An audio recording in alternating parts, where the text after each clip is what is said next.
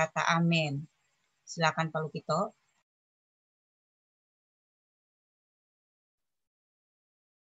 Selamat pagi semuanya. Kita hari ini hujan deras sekali di rumah saya. Mudah-mudahan di tempat saudara yang hujan tidak ada gangguan signal. Kita akan lanjut di dalam pembahasan kita yang diambil dari ucapan bahagia, ya, sabda bahagia yang diambil dari Matius pasal yang ke-5. Nah, saya ingin mengingatkan kembali 4 kerangka dasar atau pengantar yang menjadi pemahaman kita, mempermudah untuk memahami ucapan bahagia, yaitu yang pertama, kata berbahagia yang berasal dari kata makarios, yang mengandung arti 2, yaitu apa? Diberkati dan bahagia. Jadi diberkati dibicara tentang realitanya. Realitanya kita diberkati oleh Tuhan. Yang kedua, kita bahagia. Saya ulangi kemarin karena bahwa ada orang yang sudah diberkati tapi belum tentu bahagia, ya. Tapi ada orang yang bahagia tapi kurang diberkati. Nah, kata makarios ini dua-duanya. Jadi dia diberkati dan dia bahagia. Jadi Tuhan menunjukkan kepada kita, Tuhan merindukan supaya setiap kita bisa mengalami makarios. Nah, ada yang kedua adalah ada 8 sikap, attitude. Makanya kalau dalam bahasa Inggris katakan ucapan bahagia itu beatitude. Beatitude itu beatitude. Ya, ini sikap. Jadi adalah sikap. Nah, kalau kita memiliki sikap ini, 8 sikap ini, maka kita akan mencapai makarios. Ya, karena ini adalah merupakan hukum sebab akibat. Ini yang ketiga, kerangka yang ketiga. Ini hukum sebab akibat. Jadi kalau kita melakukan yang pertama, maka kita akan akibatnya, konsekuensinya kita akan mengalami yang kedua. Dan kita akan mengalami makarios, yaitu kita diberkati oleh Tuhan dan kita merasa bahagia. Dan yang keempat adalah ini adalah prinsip kerajaan Allah. Dan kerajaan Allah di dalam doa Bapa kami, datanglah kerajaanmu di bumi seperti di sorga. Jadi ini adalah prinsip yang memang Tuhan ajarkan untuk kita pakai di bumi.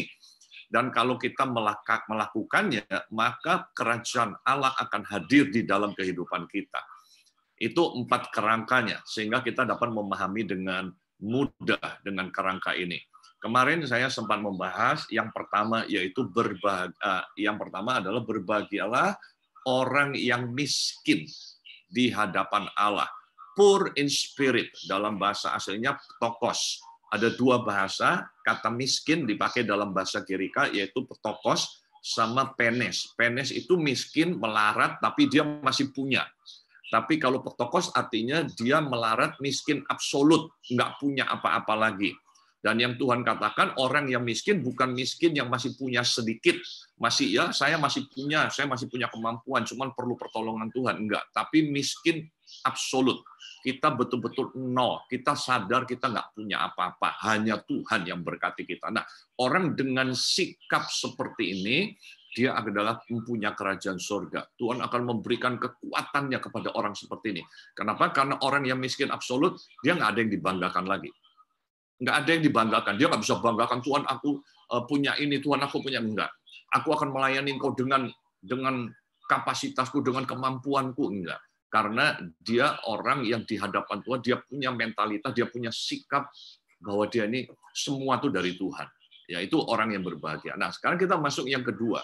Masuk yang kedua, yaitu di dalam ayatnya yang berikutnya. Berbahagialah orang yang berduka cita, karena mereka akan dihibur. Nah, kata berduka cita di sini kita mesti ingat yang tadi kerangkanya. Ini adalah konsep prinsip kerajaan Allah. Jadi yang dibilang berduka cita bukan yang dimaksud kehilangan sesuatu. Waduh, saya lagi berduka cita nih, kehilangan handphone, gitu ya. Waduh, saya berduka cita nih, mobil saya hilang, gitu. Bukan karena kehilangan sesuatu. Karena kalau untuk kehilangan bagi Tuhan nggak ada masalah, Tuhan. Untuk berkati lagi nggak ada masalah. Berduka cita yang seperti kehilangan sesuatu, bahkan Tuhan bilang gini, lebih baik kamu hilang sesuatu, tapi kamu masuk ke sorga.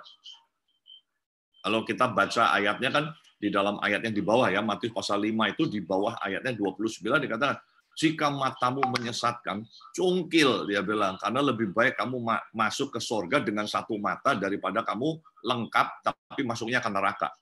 Nah, jadi kata duka cita, berduka, berbahagialah mereka yang berduka cita, karena mereka akan dihibur adalah orang yang berduka cita karena dosa.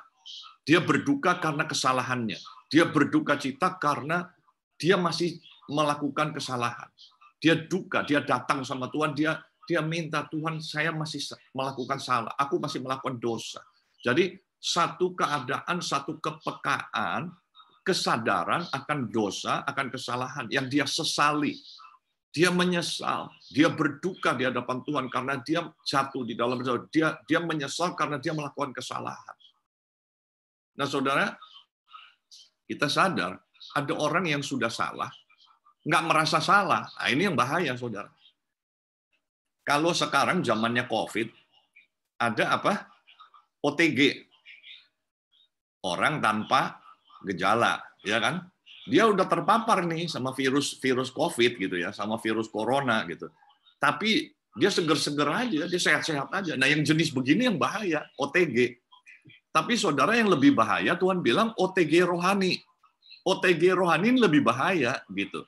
Udah salah, udah berdosa, tapi nggak merasa berdosa.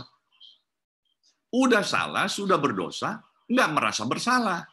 Nah, kalau dia tidak merasa bersalah, dia tidak merasa berdosa, dia tidak akan pernah berduka atas dosanya.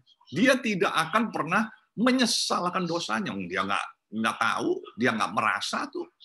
Merasa saja nggak, apalagi menyesal, saudara. Jadi hati-hati dengan OTG rohani. Ya, zaman sekarang enak nih gitu ilustrasinya karena lagi banyak OTG di sekitar kita kan.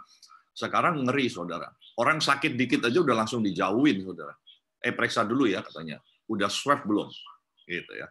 Orang sakit flu, padahal flu biasa gitu. Tapi orang udah takut langsung. Jangan dekat-dekat dulu. Gitu. Jangan dekat-dekat dulu.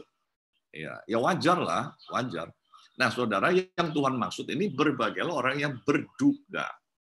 Duka cita yang karena dia kesalahan. Nah, Tuhan bilang, ini berbahagia kamu kalau kamu masih berduka. Karena ada orang yang sudah salah, dia nggak merasa salah. Contohnya siapa? Banyak, saudara. Ya, kalau contoh yang paling umum, Raja Saul lah. Udah salah, dia nggak merasa bersalah. Dia nyalain orang lain. Dia nyalain orang lain. Kan sering kita, ya saya sih salah, tapi ya gara-gara dia, karena dia gitu. Nggak berduka, aduh kenapa saya salah. Beda sama Daud ya. Daud ketika ditegur sama Tuhan, dia nggak menyalahkan Batsheba. Ini gara-gara Batsheba mandi sembarangan, Tuhan. Bukan saya, Batshebanya yang mandi sembarangan gitu kan. Kenapa dia mandi sembarangan? Coba kalau dia nggak mandi sembarangan, kan saya nggak berdosa gitu. Saudara, seringkali kita kan lempar-lemparan gitu ya, cari kambing hitam. Tapi Daud enggak. Ketika Daud ditegur Tuhan, dia langsung tahu. Dan doanya Daud kan bilang, sesungguhnya hanya kepadamu aku berdosa. Padahal Daud udah bunuh Uria loh. Dia nggak bilang, Tuhan aku berdosa kepada keluarga Uria. Waduh, aku nyesal Tuhan. Tapi penyesalan Daud tidak membuat Uria bangkit kan. Penyesalan Daud tidak membuat Uria hidup lagi kan. Udah mati saudara Uria. Dan Daud di situ menyesal. Daud itu berduka. Dia sobek dia jubahnya, dia merendahkan diri di hadapan Tuhan. Dia memohon belas kasihan Tuhan, dia minta pengampunan Tuhan. Bahkan dalam kitab Mazmur dikatakan, jangan ambil rohmu daripadaku ya Tuhan. Dia meratap sama Tuhan, dia betul-betul minta sama Tuhan pengampunan. Dia betul-betul minta, Tuhan, jangan ambil rohmu daripadaku Tuhan. Dia tahu bahwa hukuman dosa karena kesalahannya dia, roh Allah bisa meninggalkan dia. Sama seperti yang dialami oleh mertuanya dia, Saul. Ketika berdosa, Tuhan tegur melalui Nabi Samuel. Saul nggak berduka. Saul malah sombong. Saul masih bilang sama Samuel begini, ya aku bersalah, tapi tolong hargai aku sebagai raja. Tolong hargai aku di depan masyarakat ini, di depan rakyatku. Bayangin saudara, udah salah, udah berdosa, ditegur sama Nabi Samuel, masih sombong. Nah, Tuhan bilang, berbahagialah orang yang berduka. Karena kesalahan, karena dosanya, dia menyadari, dia berduka di hadapan Tuhan. Karena yang jenis begini, dia akan mengalami pemulihan. Karena yang jenis begini, dia akan dihiburkan. Raja Ahab, contoh yang lain, Raja Ahab. Udah salah, dia meninggalkan Tuhan, dia menyembah Nabi Baal, Asitoret, Tuhan hukum melalui Nabi Elia. Tidak turun hujan di Israel selama 3 tahun. Coba, gara-gara Raja Ahab punya istri namanya Isabel, makanya hati-hati, cari pasangan jangan sembarangan. Yang masih single-single, cari pasangan, carilah pasangan yang cinta Tuhan. Ada amin, saudara-saudara? Karena kalau pasanganmu tidak cinta Tuhan, bahaya. Nanti pasanganmu bisa membawa engkau keluar jalur. Ini Raja Ahab keluar jalur karena istrinya Isabel. Isabel kalau bahasa Indonesianya enak bacanya, Isabel gitu ya. Nyebelin memang. Dan Isabel ini membuat Daud akhirnya Ahab jadi tersesat. Nah, ketika Ahab tersesat, bangsa Israel dihukum, tidak ada hujan selama 3 tahun. Yang gilanya Raja Ahab, waktu dia ketemu sama Elia, dia bilang, "Nih dia nih, si Elia nih, yang menyebabkan Israel tidak ada hujan 3 tahun." Gila nggak sih Raja Ahab? Gara-gara dia salah menyembah Baal, Tuhan hukum 3 tahun tidak turun hujan. Melalui Elia. Elia mengatakan, tidak akan ada hujan sampai aku mengatakannya. Dan sejak itu tidak hujan 3 tahun. Kalau saudara, kita sering mendengar tentang janda di Sarfat dan sebagainya, itu karena 3 tahun nggak ada hujan. Jadi kekeringan yang memang Tuhan berikan karena hukuman. Gitu. Tapi ini hukuman karena Raja Ahab menyimpang dari Tuhan, karena nyembah dewa Baal. Tapi gilanya, si Raja Ahab menyalahkan Elia. Ini gara-gara Elia nih. Karena dia ngomong nggak ada hujan nih 3 tahun. Makanya Elia bilang gini, bukan karena aku, tapi karena engkau dan kaum keluargamu telah meninggalkan Tuhan. Nah, saudara, yang begini bahaya. Hati-hati dengan OTG rohani. Kita sudah tidak lagi berduka ketika kita berbuat salah. Kita tidak lagi merasa ada something wrong dalam hidup kita ketika kita berbuat dosa. Wah, ini very dangerous. Kita ini sudah terpapar kena dosa, kita melakukan dosa, tapi kita tidak merasa bersalah. Yang begini Tuhan bilang tidak akan pernah mengalami makarios. Dia tidak akan pernah mengalami makarios dalam hidupnya. Dia tidak akan diberkati dan dia tidak akan mengalami kebahagiaan. Kenapa? Karena dia tidak menyesali, dia tidak menyadari akan kesalahannya. Dan ini yang Tuhan maksud. Nah, contoh kalau mau yang gampang adalah ilustrasi anak terhilang. Ya, anak bungsu yang terhilang. Orang ini melakukan kesalahan, anak ini melakukan kesalahan. Bapaknya masih hidup, dia minta warisan. Dia foya-foya, dia melakukan kesalahan, dia melakukan dosa. Nah, selama dia melakukan kesalahan, anak ini tidak menyadari bahwa dia melakukan kesalahan. Kapan dia menyadarinya? Ketika dia jatuh miskin. Ketika dia jatuh miskin, dia mau makan aja susah sekali. Sampai dia harus kerja di kandang babi, bukan jadi pemilik peternakan babi. Masih mending kalau pemilik peternakan babi. Dia cuma kerja di kandang babi. Makan makanan babi. Beda sekali, saudara. Makan babi sama makan makanan babi itu beda sekali. Kalau makan babi itu pasti anak ini belum menyesal. Kalau dia masih makan sioba, saya yakin anak ini masih belum bertobat, saudara.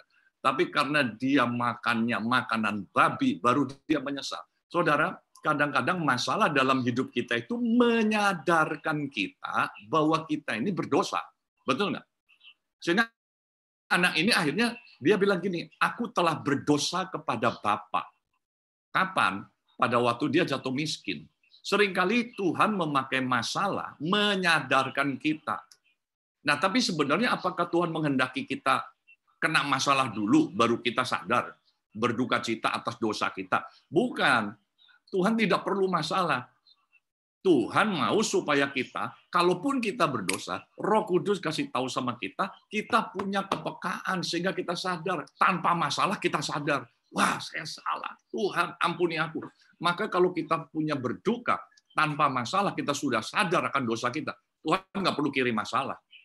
Tuhan tidak perlu kirim masalah membuat kita bertobat. Nah, ayat ini mengatakan, kalau kita punya kepekaan, kita berduka cita atas dosa kita, kamu berbahagia. Kamu berbahagia, karena kamu akan dihibur. Tidak perlu ada masalah, karena kamu masih punya kepekaan. Nah, ini yang kita perlu dalam hidup kita. Kepekaan akan dosa, sehingga kita berduka. Kita minta, Tuhan, ampuni aku. Tuhan, pulihkan aku. Pulihkan kembali hidupku. Jadi berbahagialah mereka yang berduka, karena mereka akan dihibur. Bukan karena kehilangan ya. Jangan, waduh karena kehilangan handphone, aduh saya berduka. Karena kehilangan orang yang kita kasih, ya itu pasti berduka. Tapi yang dimaksud berduka di sini dalam konteks kerajaan Allah, bukan berduka cita secara fisikal. Karena Tuhan bilang, lebih baik kamu kehilangan tangan kananmu, ya potong tangan kananmu. Lebih baik kamu kehilangan salah satu tanganmu, tapi kamu masuk ke surga daripada kamu lengkap utuh masuk ke neraka. Nah, duka cita yang membawa keselamatan. Inilah yang dimaksud di dalam ucapan bahagia. Kita minta sama Tuhan, Tuhan berikan aku kepekaan. Tanpa masalah aku sudah sadar. Tanpa masalah. Kalau aku melakukan kesalahan, beritahu aku Tuhan. Tidak perlu masalah, tapi beritahu aku supaya aku sadar akan kesalahanku. Yang ketiga, yang saya hari ini cuma bisa 2 nih ya. Yang ketiga, berbahagialah orang yang lemah lembut, karena mereka akan memiliki bumi. Wow, lemah lembut urusannya memiliki bumi.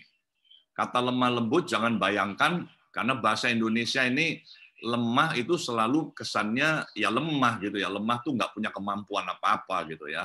Lemah apa? Lemah tenaganya karena sakit-sakitan, nggak sehat. Lemah ekonominya karena kurang banyak duitnya gitu ya. Lemah ingatan, lupa melulu gitu. Dan biasanya kalau orang yang punya utang nih lemah ingatan banyaknya gitu, lupa bahwa dia punya utang gitu, lemah ingatan.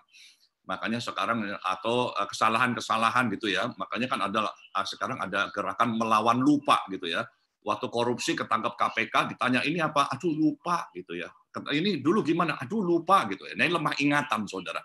Tapi giliran kalau ingat duitnya, kuat saudara, nggak lemah lagi. Kuat ingatan dia. Tapi giliran kasusnya ketangkep, lemah dia, lemah ingatan gitu. Nah ini bukan itu. Lemah lembut ini, apalagi lemah lembut terus kesannya dia lembut gitu ya. Lembut tuh pokoknya ya kalau kita makan gula-gula gitu yang ada yang lembut gitu. Lembut tuh seakan-akan kesan yang kayak apa ya? Kayak puding. Puding tuh lembut gitu ya. Jadi sehingga sulit kita membahaskannya. Lemah lembut seringkali orang menyamakan lemah gemulai. Aduh, lebih bahaya lagi kalau lemah gemulai, saudara. Lemah lembut jauh dari lemah gemulai. Lemah lembut dalam bahasa Inggris disebut meekness, gentleness, meekness.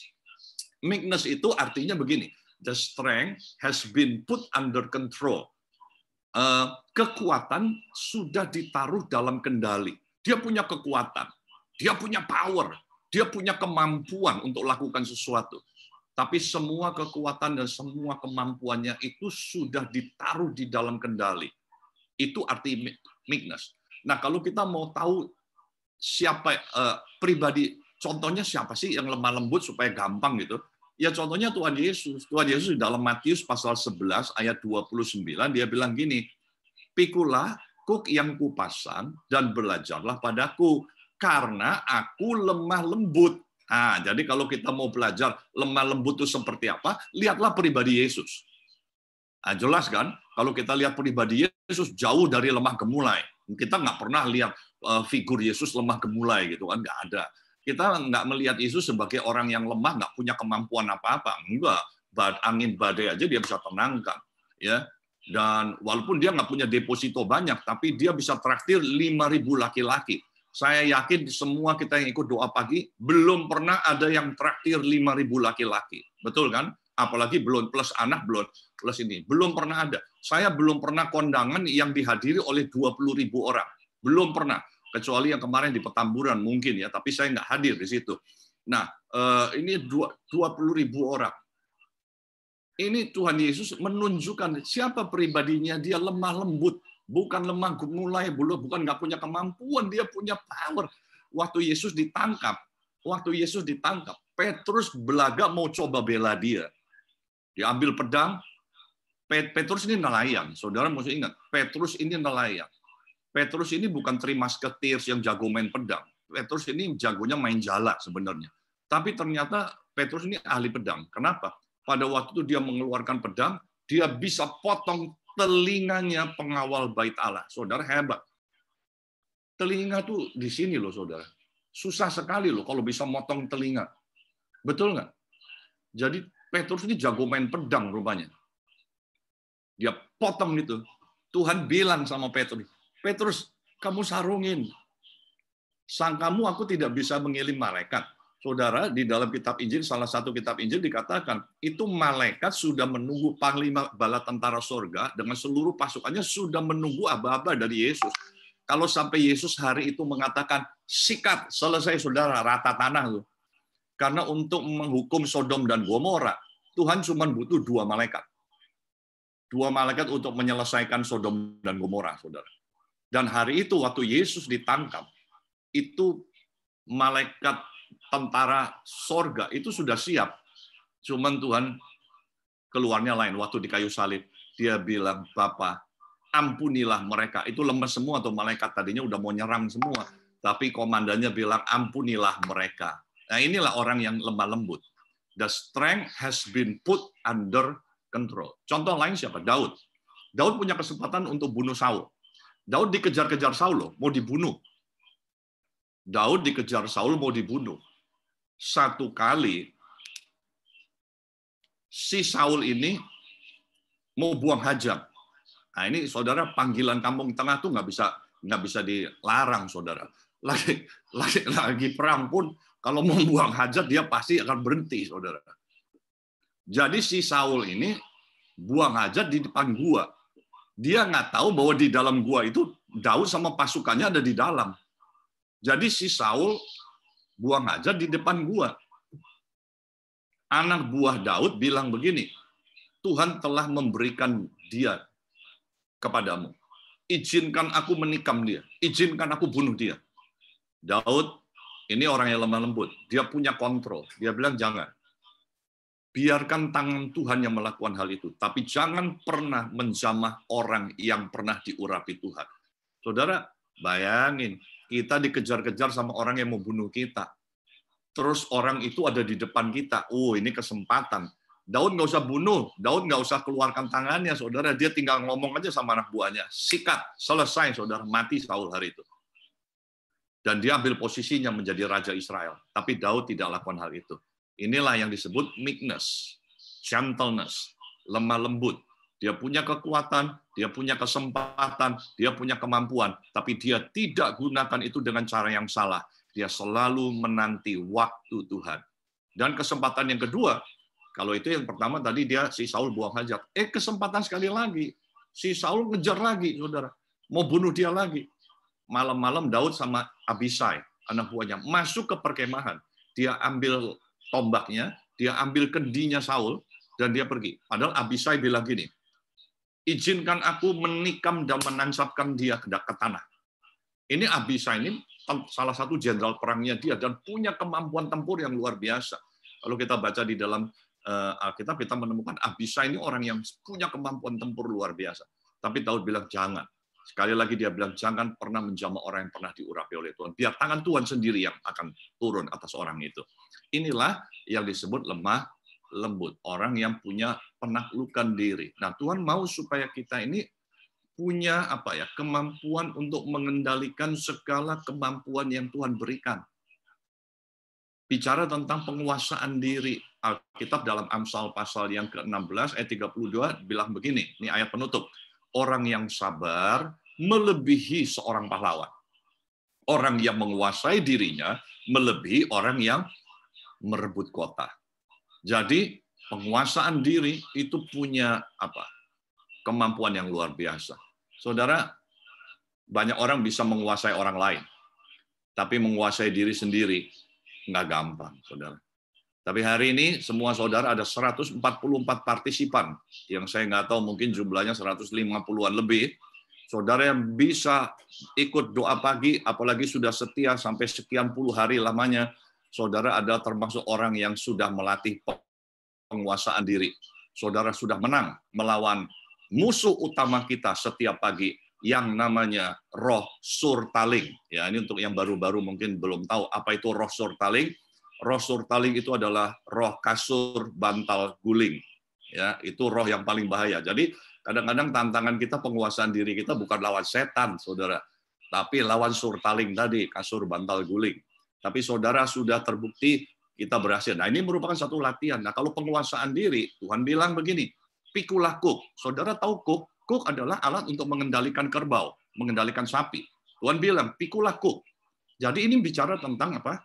Pengendalian diri. Yang kedua, belajarlah padaku. Ini proses, ini latihan, ini belajar.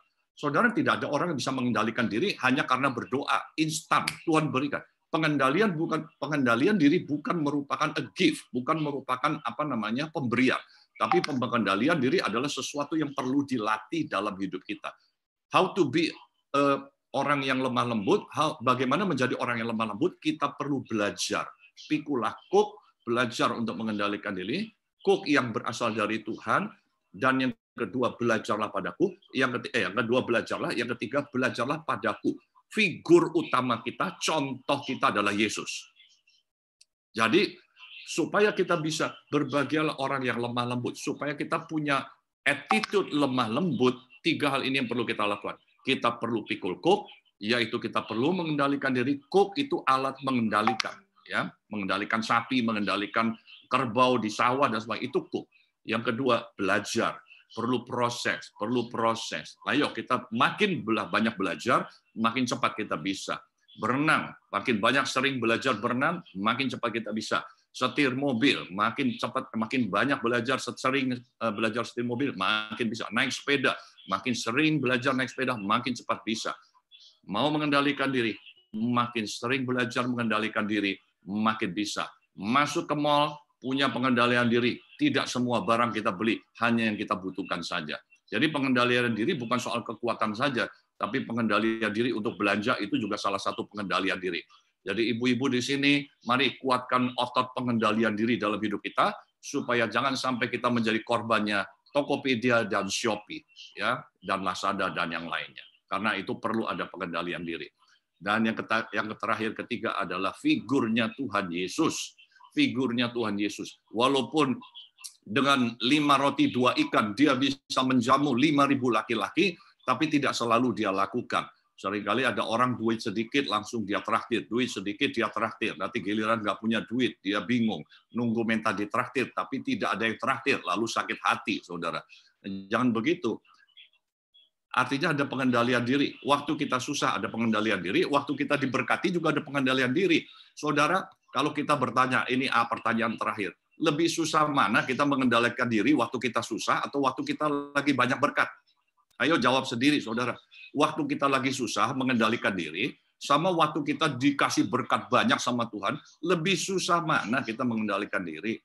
Kalau kita nggak punya duit, kita masuk mall, kita nggak jajan, itu bukan pengendalian diri. Itu karena memang kita nggak punya duit, saudara. Tapi kalau kita lagi dapat bonus, ya, dapat bonus berkat besar ratusan juta, kita masuk mall, kita nggak belanja. Nah, itu pengendalian diri. Kita punya kemampuan, tapi kita kendalikan. Karena kita tahu, ini kayaknya nggak perlu kita belanja. Makanya, saudara, Tuhan tidak ragu-ragu memberkati kita. Makarios, Tuhan tidak ragu-ragu memberkati kita kalau kita punya lemah lembut. Meekness, gentleness, the strength has been put under control. Amin. Sudah jam 6 lebih, kita akan akhiri dan besok kita lanjutkan untuk yang berikutnya. Mari kita berdoa. Kami mengucap syukur kepadamu ya Tuhan. Pagi hari yang indah ini, terima kasih Engkau terus melatih kami untuk semakin mengendalikan diri, menguasai diri kami, melatih kami untuk selalu memiliki kepekaan akan dosa. Kepekaan sehingga kami bisa berduka cita ketika kami melakukan kesalahan. Kami punya kepekaan ketika kami melakukan dosa, Tuhan. Karena itu, Tuhan bimbing kami, urapi kami, biarlah kebenaran firman-Mu terus berbicara dalam kehidupan kami. Terima kasih, meteraikan firman-Mu di dalam hati dan pikiran kami, dan Tuhan memampukan kami untuk mempraktikkan itu dalam kehidupan kami sehari-hari, sehingga kami boleh mendapatkan makarios, kebahagiaan karena diberkati, kebahagiaan karena kami merasakan sukacita di dalam Tuhan. Terima kasih. Jemaat yang dikasih Tuhan, angkatlah kedua belah tanganmu dan terimalah berkat Tuhan, biar kiranya berkat daripada Allah Bapa yang selalu baru setiap pagi, serta kasih sayang dari Tuhan Yesus Kristus yang melimpah-limpah, yang memberikan kepada kita kedamaian, yang memberikan kepada kita sukacita, yang memberikan kepada kita kebahagiaan, akan selalu dicurahkan melimpah-limpah dalam kehidupan kita, serta penyertaan Roh Kudus yang memberikan kepada kita hikmat, yang memberikan kepada kita kekuatan, akan selalu menyertai kita mulai hari ini sampai selama-lamanya. Di dalam nama Tuhan Yesus, setiap kita yang sudah menerima berkat Tuhan, katakan amin. Selamat pagi semuanya.